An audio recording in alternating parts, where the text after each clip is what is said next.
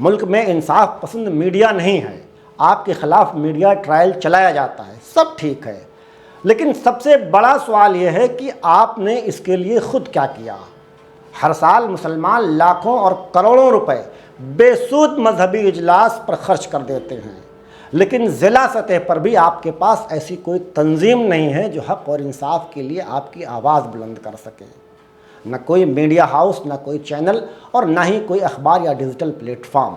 ऐसे में कौन उठाएगा आपके हक़ की आवाज़? हम जैसे बेवकूफ़ जिनको आप देखते तक नहीं, और अगर देख भी लें तो फॉलो और सब्सक्राइब तक करना गवारा नहीं करते।